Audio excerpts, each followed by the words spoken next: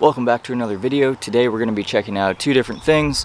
One is going to be the plot where I have some cucumbers and green beans planted, and I just want to show you how I have it set up to make weeding a lot easier and a lot faster, and kind of how I go about that process. And then we are going to transition over to the sunchokes and compare and contrast how the plants are doing, the ones that have had a grass clipping mulch added to them versus the ones that have not, and just kind of go over some of the differences, see which ones are doing better, and that'll be pretty much the video.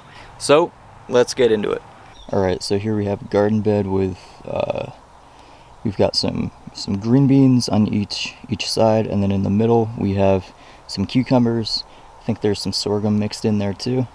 Now what I've been doing here is I've been using a stirrup hoe to go in between the cucumbers and the beans, and then the beans and the edge of the bed, to kind of weed out some of like the smaller volunteer plants that are coming up, like the amaranth and some of the grasses and whatnot.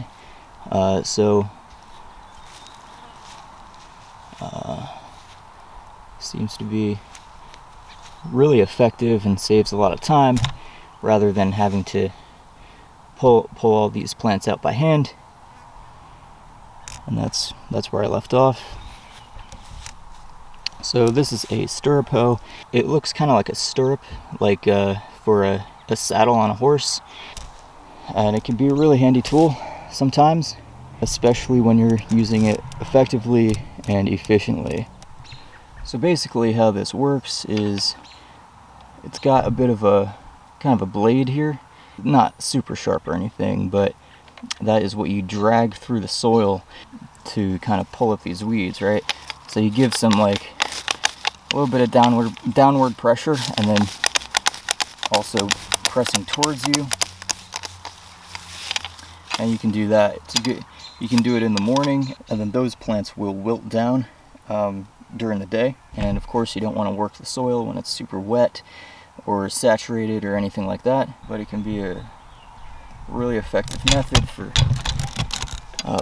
weed management.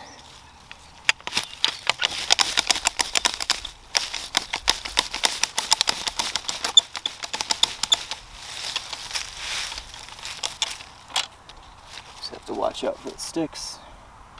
Don't want to clothesline any plants.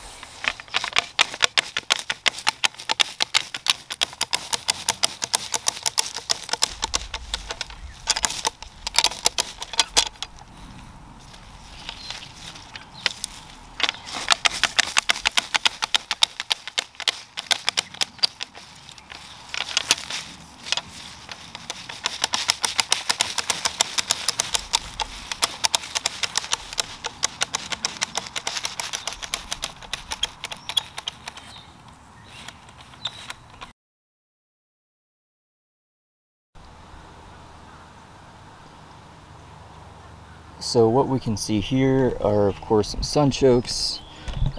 These were planted with sunchokes along with a row of winter rye.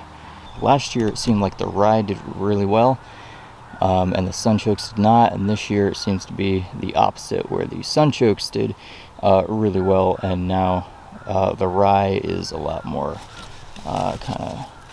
smaller. Got some ergot development. I had some of that last year too, but sunchokes are looking really good. And so this of course was mulched with a grass clipping mulch, and you'll notice the sunchokes have like really big leaves. They're growing very strong and all that, as is this row, which was also mulched.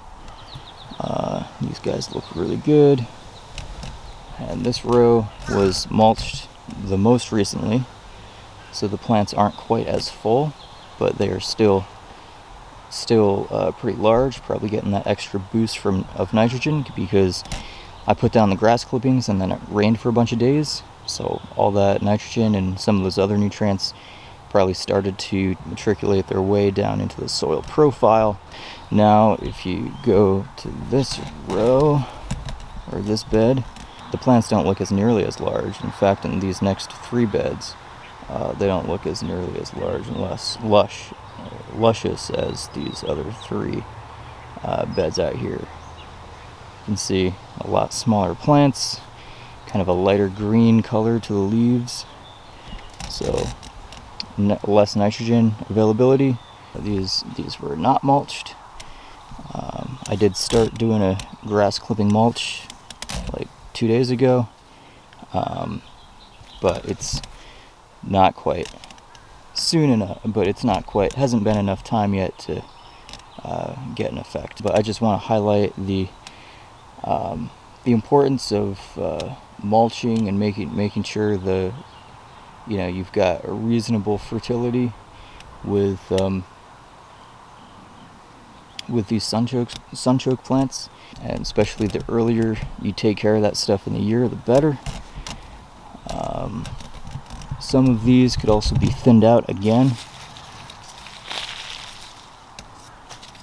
just so they're not choking each other out, so the sunchokes aren't choking each other out.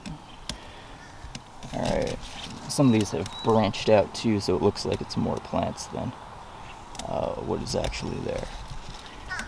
So I'm going to continue to work on mulching these last 3 beds, so those are all good to go.